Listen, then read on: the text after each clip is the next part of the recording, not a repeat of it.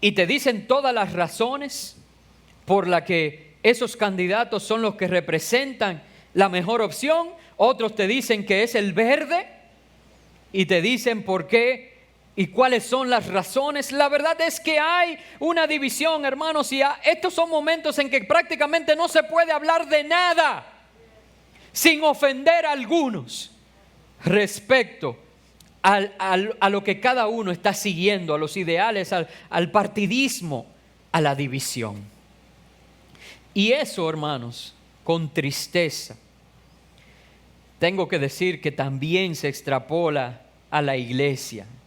Hermanos, y me ha tocado estar en este tiempo, y yo lo sabía, cuando fui elegido presidente de la Confraternidad Evangélica Dominicana, le dije a mi esposa, lo único que lamento es que me va a tocar mi presidencia en una época electoral. Y la verdad es que hay grupos, hermanos, en los que ha sido bien doloroso ver cómo a veces se pone intereses, y quizás vamos a decir que de forma genuina, las convicciones de creer que a quien yo sigo representa los mejores intereses de la nación. Vamos a ponerlo de esa manera, ¿verdad? Porque no me quiero enfocar tanto en la parte negativa.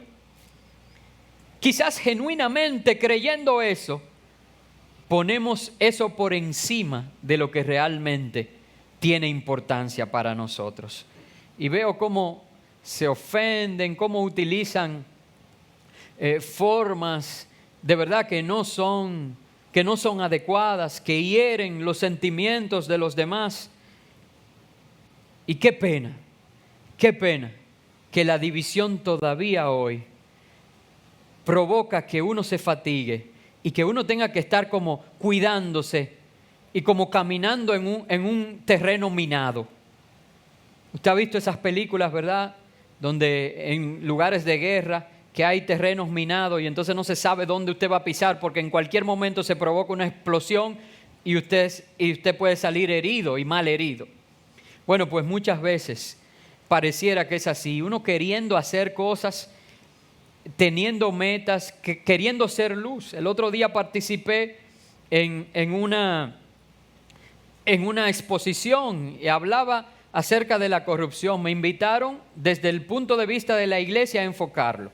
Pero quienes estaban detrás de eso, a claras luces, pertenecían a una corriente política. Pero saben, todo el mundo en la junta discutió si yo debía participar o no. Y bueno, yo le dije, es que yo entiendo todo eso, yo veo el trasfondo que ustedes me hablan, pero yo tengo que ir y ser luz donde quiera que me manden. Así que olvídense que si Dios me ayuda, y Él siempre lo hace, no me van a sacar del terreno que me han pedido, que es que a la luz de la palabra. Y así lo hice, participé, y entonces bíblicamente expliqué el tema, lo desarrollé, y yo creo que fue un aporte significativo. Ahora he recibido invitaciones y que no les sorprendan, en los próximos días posiblemente me estaré reuniendo con los principales candidatos presidenciales. Yo he puesto condiciones. Posiblemente los políticos me digan que sí y no cumplan esas condiciones. Una de esas condiciones ha sido que no haya prensa, ¿verdad? Y que no se publiquen para evitar el manejo político de eso. Alguno de ellos me va a publicar. No se sorprenda, yo debo estar ahí. Yo debo escuchar las propuestas y yo debo presentar los anhelos que como pueblo evangélico nosotros tenemos de aquellos que nos gobiernan, porque total, el que sea elegido puede contar con que yo voy a orar por él, de que voy a querer que le vaya bien, porque en el bienestar de la nación está también nuestra paz. Y también puede estar seguro que desde aquí voy a corregir y voy a hacer una voz profética para señalar lo que hagan mal. No importa el color, porque yo no soy político, gracias a Dios. Yo soy un siervo del Dios Altísimo. Pero hermanos, no puedo negar que ver esa división me cansa, hasta el punto que a veces no quiero ni ver esos grupos. ¿De qué estarán hablando hoy? No lo voy ni a revisar. me cansan, me agotan. Y Jesús tuvo que salir de Judea e ir hacia Galilea por lo que se estaba formando, por esas discusiones, por esa división. Y entonces, en ese trayecto de volver a Galilea, es donde la Biblia dice que le era necesario pasar por Samaria. Y yo sé que muchas veces se ha predicado de el propósito que Dios tenía con él en Samaria y por eso le era necesario. Pero la verdad es que también había una causa geográfica. Para ir de Judea a Galilea, le era necesario pasar por Samaria. Y así lo hizo. Y fue en esa condición, caminando, no había onza, no había transporte interurbano, caminando distancias grandes, con la presión de ver la división. Y eso que no mencioné, un tercer elemento, que no era solamente los que decían que Jesús bautizaba más que Juan, sino que quienes veían esto eran los fariseos, que también molestos porque su poder religioso estaba siendo menoscabado, tanto por los discípulos de Juan como por los discípulos de Jesús, estaban buscando la manera de hacer caer a Jesús y deshacerse de él. ¿Me van siguiendo?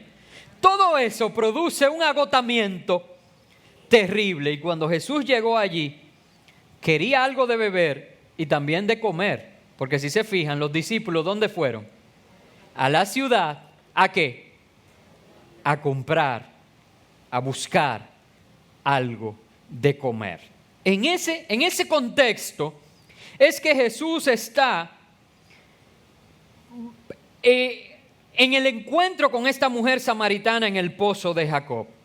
Y quiero solamente, para dar fundamento bíblico a lo que estoy diciendo, hacer una breve señalamiento al capítulo 3, en el capítulo anterior, para que ustedes vean cómo esa clase de discusiones, porque alguno pensará, ¿y por qué el pastor me está hablando de política, de división, de aquello, para decir que Jesús se movió hacia Samaria?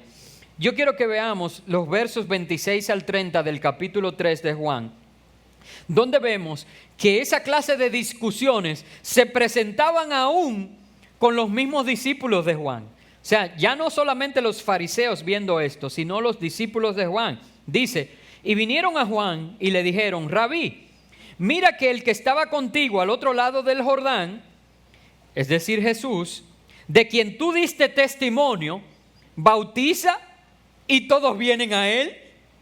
Hermanos, como si fuera algo negativo que la gente viniera detrás de Jesús. Yo no sé si usted entiende la importancia de esta declaración de los discípulos de Juan, porque ya Juan había dado testimonio de Jesús. Juan dijo, ese es de quien yo no soy digno de siquiera desatar su calzado. Este es el que era antes de mí. Yo prediqué de eso no hace mucho tiempo. Y los discípulos de Juan están diciendo, mira, pero él está predicando y todo el mundo va donde él. La respuesta de Juan realmente como que le ajusta el enfoque por completo. Y yo quiero compartirla con ustedes antes de seguir desarrollando el tema. Seguimos leyendo en el verso 27 del capítulo 3. Respondió Juan y dijo, no puede el hombre recibir nada si no le fuere dado del cielo. Vosotros mismos me sois testigos de que dije, yo no soy el Cristo, sino que soy enviado delante de él. El que tiene la esposa, ¿quién es? El esposo. Mas el amigo del esposo, que está a su lado y le oye, se goza grandemente de la voz del esposo. Así pues, este mi gozo está cumplido. Es necesario que él crezca, pero que yo mengüe. Tuvo Juan que aclararle y decir, pero no me cuenten esto como algo negativo. Se está cumpliendo todo lo que yo he venido profetizando. Ustedes me sirven por testigo. Yo les dije, yo no soy el Cristo, yo soy el que vengo delante de él. Y esa alegoría que hace, de verdad que me llena el corazón. Primero porque me recuerda que yo soy la esposa de Cristo, que yo soy la iglesia. Y él dice, la esposa no es más, quien tiene a la esposa, perdón, no es más que el esposo. Cualquiera de ustedes hoy puede decirle a mi esposa que está hermosa. Y se lo puede decir porque de verdad está hermosa. Pero saben, cuando usted le dice que ella está hermosa, realmente el único que disfruta esa hermosura, helo aquí, es el esposo. Ahora, cuando usted me ve siendo feliz a su lado, si usted me ama a mí, ¿cómo usted se siente? Gozoso. Por eso Juan dice, entonces mi gozo está cumplido, porque el esposo es el que tiene la esposa. Si nosotros entendiéramos eso, que no se trata de ti ni se trata de mí, no habría divisiones entre nosotros, el blanco, el morado, el amarillo, el azul, el verde, no tuvieran preeminencia sobre los temas que entre nosotros son importantes. Hermanos, para nosotros la prioridad y lo importante es el esposo, y el esposo de la iglesia se llama Cristo. Ningún presidente, ningún rey, ningún funcionario que esté en autoridad es el esposo de la iglesia. El esposo de la iglesia es Cristo. Por tanto, nosotros debemos participar en las jornadas ciudadanas. Ustedes saben que yo siempre enseño eso, y de hecho el próximo domingo voy a dar unas instrucciones y vamos a tomar una decisión respecto a las elecciones generales para, verdad, que todos podamos ir y participar con seguridad de esta jornada. Pero hermanos, eso lo hacemos como cumplimiento de un deber ciudadano, porque somos luz en todas las áreas de nuestra vida.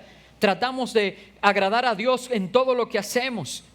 Sin embargo, para nosotros, nuestro enfoque es nosotros menguar y que Cristo crezca en nuestras vidas.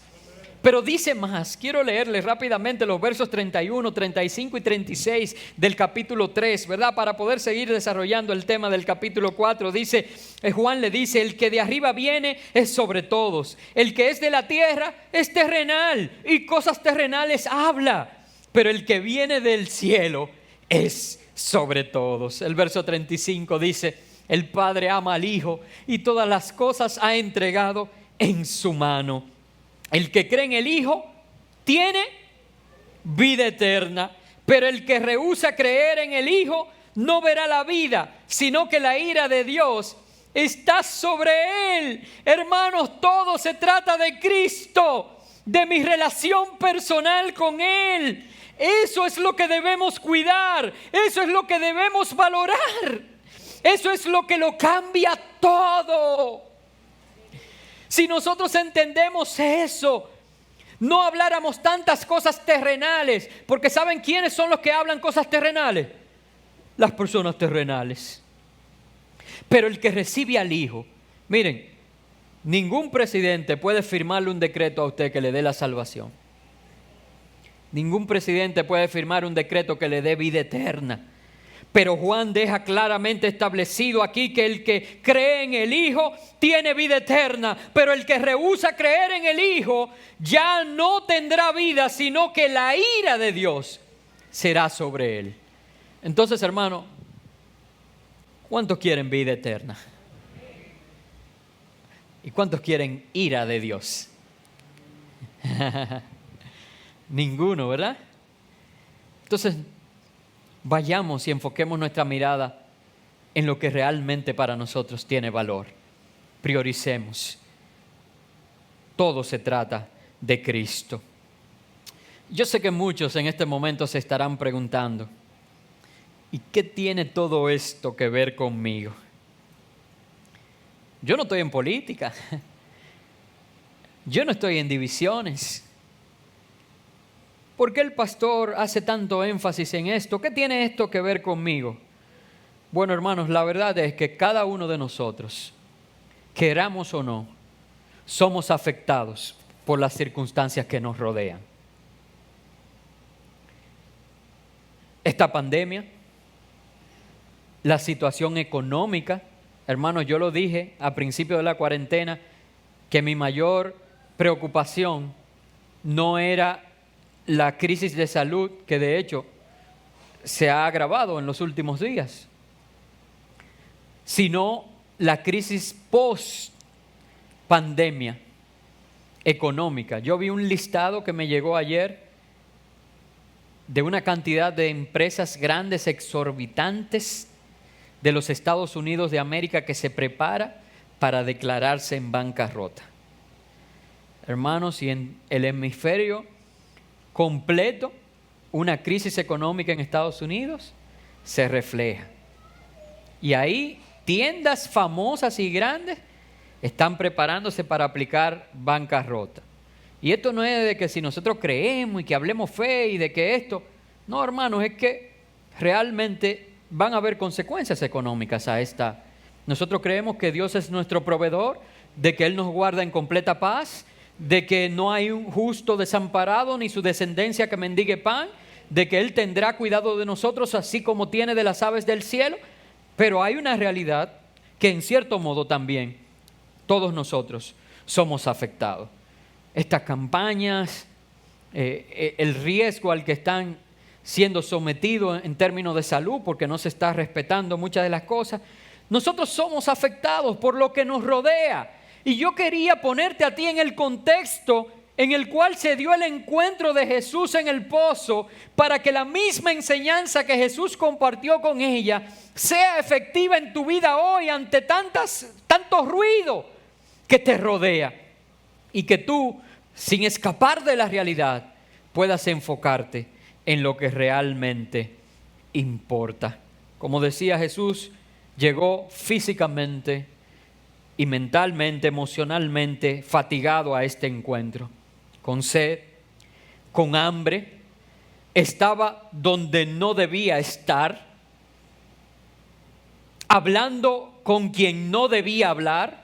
Y de hecho, los discípulos al llegar, si usted analiza el texto, verá que dicen, ¿y qué le hace hablando con esta mujer? Mucha gente iba a hablar de él, quizás cuando vean una foto mía en una de estas reuniones, también la gente dirá y hablará. Prepárese para eso. Haciendo las cosas que a los demás les parecía extraña. Sin embargo, por un lado, en el exterior, Jesús llegó ahí desbaratado. Las circunstancias que yo he descrito de Jesús, venía huyéndole a las divisiones, cansado emocionalmente por eso, agotado, con hambre, con sed, donde no debía estar, hablando con quien no debía, preso del qué dirán quizás. Sin embargo, por otro lado, esta mujer llega a ese encuentro. A ella le pertenecía a ese pozo porque era samaritana, estaba en el lugar adecuado, haciendo lo que se suponía que hiciera, saciando sus necesidades. Pero cuando analizamos lo que Jesús describió de la vida de esta mujer, entonces vemos una realidad completamente diferente en el interior. La realidad exterior de Cristo y la realidad exterior de esta mujer eran muy diferentes.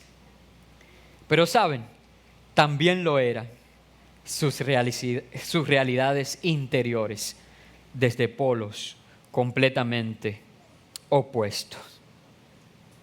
Esta mujer,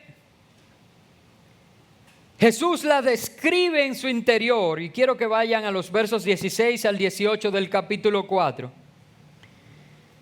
Luego de una interacción que se da con ella, yo dije que la iba a manejar de manera diferente esta historia. Jesús le dijo, verso 16, ve, llama a tu marido y ven acá. Respondió la mujer y dijo, no tengo marido. Jesús le dijo: bien has dicho, no tengo marido, porque 5 maridos has tenido, y el que ahora tienes no es tu marido. Esto has dicho con verdad. Hermanos, qué cambio tan radical. Parecía que todo le iba bien. Parecía que estaba en su justo lugar. Pero el interior de esta mujer estaba destrozado.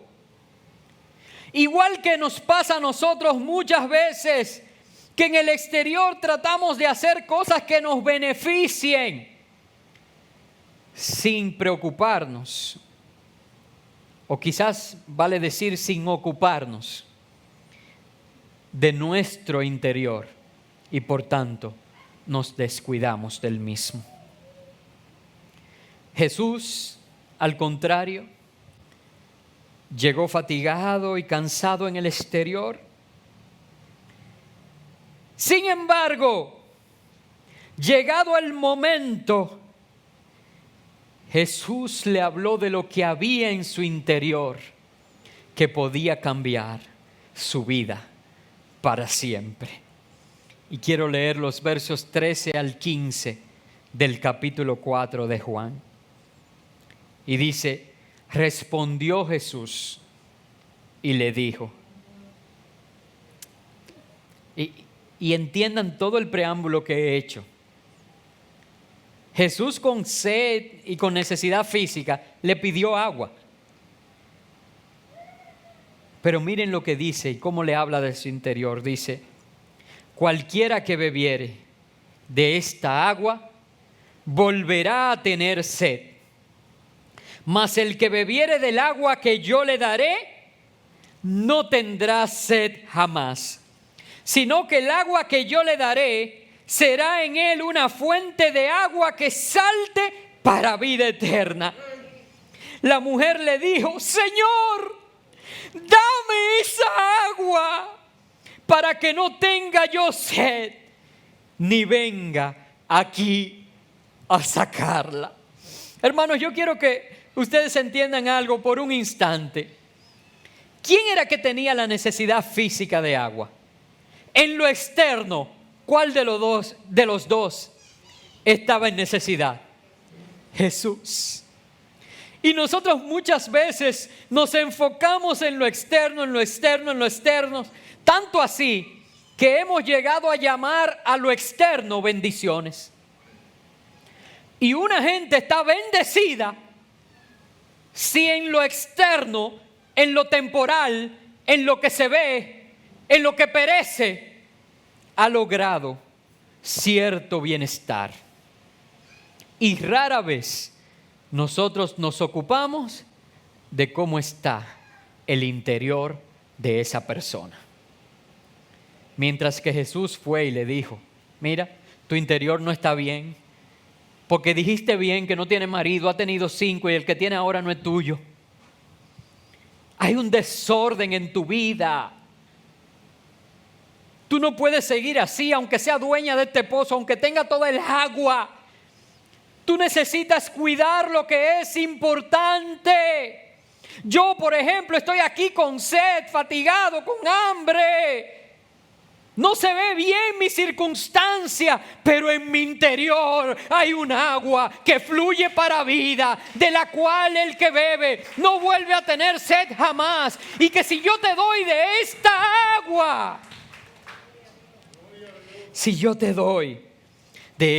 agua, pero ¿saben? La necesidad salió a flote. Jesús le pidió agua. Tengo sed, quiero agua.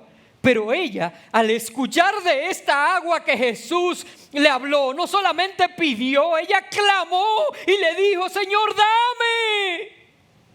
dame de esta agua. Dame, Señor, de esta agua para que ya yo no tenga sed y no tenga que venir a sacar esta. Hermanos, hoy yo quiero invitarte.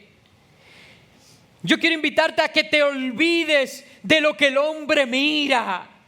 Yo quiero invitarte a que no sigas por las cosas y los caminos que el hombre traza. Hay caminos que al hombre le parecen derecho, pero su fin, dice la palabra de Dios, es un fin de muerte.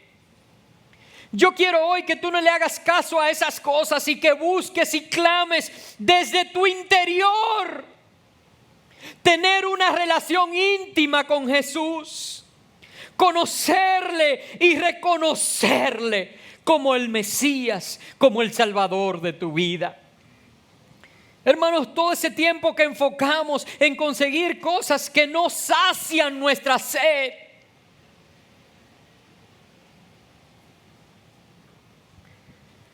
mencióneme una: dinero. Pero hermano, quien más tiene dinero es quien más se esfuerza en conseguir dinero. Miren, sería muy raro usted encontrar a alguien con mucho dinero decir: ay, ya yo estoy cansado de... Muy pocos casos. No se sacian. Hoy yo quiero que tú te olvides de las cosas que el hombre terrenal mira y que busques y clames desde tu interior tener una relación íntima con Jesús, conocerle y sobre todo reconocerle como el Mesías, como el Salvador. Juan 4, 23 y 26 dice: mas la hora viene y ahora es, cuando los verdaderos adoradores adorarán al Padre en espíritu y en verdad, porque también el Padre tales adoradores busca que le adoren. Dios es espíritu, y los que le adoran en espíritu y verdad, y en verdad es necesario que adoren. Le dijo la mujer: sé que ha de venir el Mesías, llamado el Cristo. Cuando Él venga nos declarará todas las cosas. Ella está diciendo esto porque Él le declaró todas las cosas. Y Jesús le dice: yo soy el que habla contigo. No hay una mejor respuesta de aquel que está frente a ti y te dice: yo soy lo que buscas, yo soy lo que necesitas, yo soy el que sacio de bien tu alma, yo soy el que te corono con favores y misericordia, yo soy el que te lleno, yo soy el que te levanto, yo soy el que te sano, yo soy el que te sustento, yo soy. Él está ahí delante de ti. Y esto provocó no solamente vida en la vida de esta mujer, una mujer destrozada. Aún lo que se veía en el exterior, su interior estaba destrozado. Y estas palabras de Jesús provocaron vida.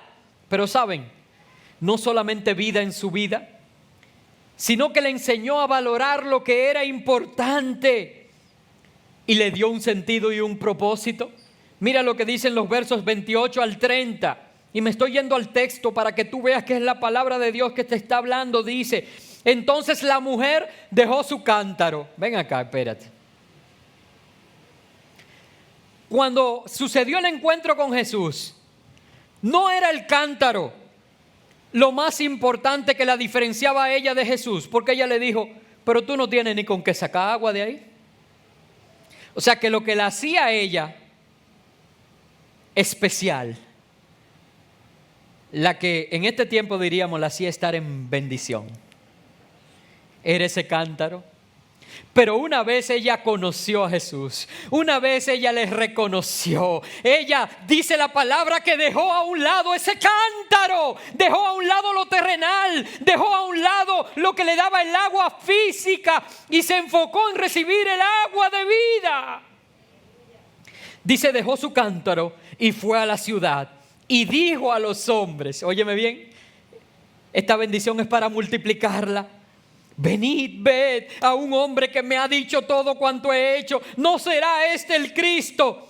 Entonces salieron de la ciudad y vinieron a Él. Hermanos, cuando tú y yo nos alejamos de las cosas terrenales y nos enfocamos en las cosas importantes desde el interior, en tener una relación personal con Jesús, la gente viene a Jesús. ¿Cuántos quieren que su familia se salve? ¿Cuántos quieren que nuestra nación toda completa sea cubierta por el conocimiento de la gloria de Dios, así como las aguas cubren el mar? Tenemos nosotros, empezando por nosotros, porque yo mencioné el discípulo de Juan y de Jesús. Empezando por nosotros, tenemos que quitar nuestra mirada de la necesidad física, de lo terrenal, y enfocarnos en lo espiritual. Desde nuestro interior, conocer a Jesús y reconocerlo como Señor y Salvador. Yo no me canso. Yo lo hice cuando tenía 13 años y no me canso de decir: Señor, te reconozco como mi Señor. Tú eres mi Señor. Tú eres Rey de mi vida. Desde el interior de mi corazón te lo digo. Todo lo que yo quiero es honrarte a ti. Hermanos, y eso es lo que me ha dado la capacidad de que no me importe lo que otros digan, siempre y cuando lo que Dios diga de mí sea favorable.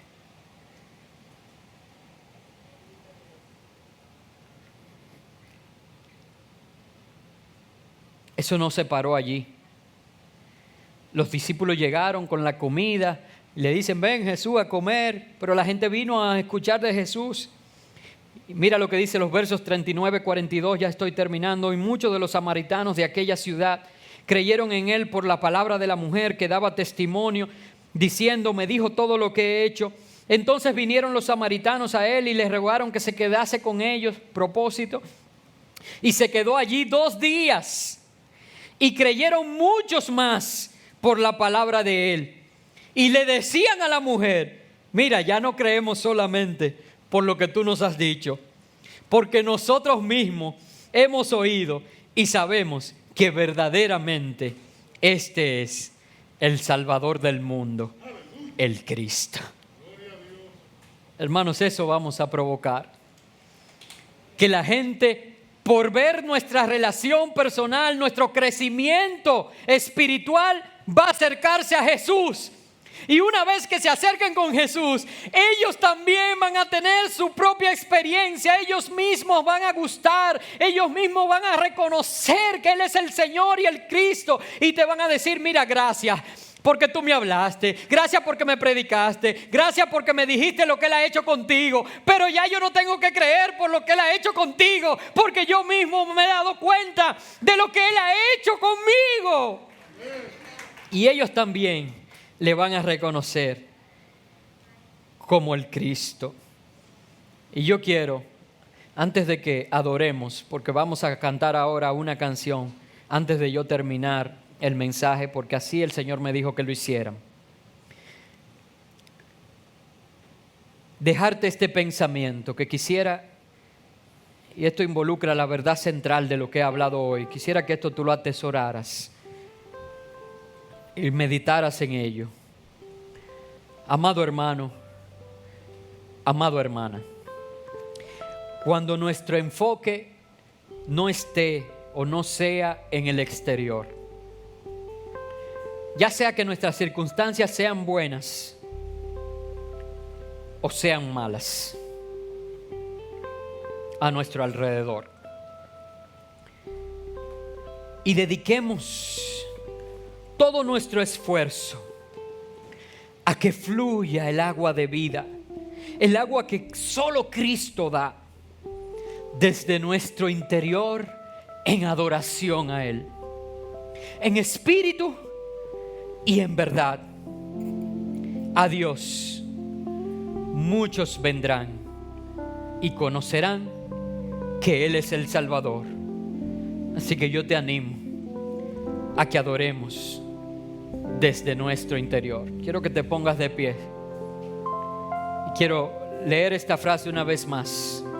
Cuando nuestro enfoque no sea en el exterior, sean nuestras circunstancias buenas o malas, y tú y yo dediquemos todo nuestro esfuerzo a que fluya el agua de vida, el agua que solo Cristo da, desde nuestro interior, en adoración a Él, en espíritu y en verdad, entonces muchos vendrán y conocerán que Él es el Salvador.